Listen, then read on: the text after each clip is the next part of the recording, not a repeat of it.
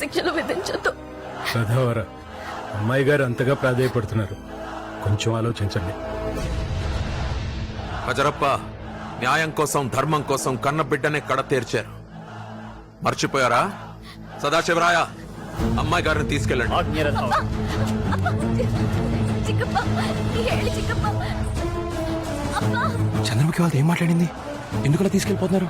ఈ కాగ్గల్లో వినపలేదు బా.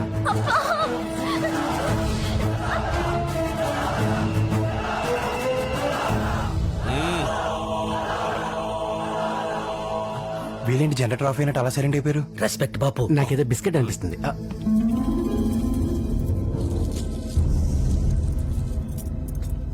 గవ్వలకి ఎంత బిల్డప్ప. సారీ.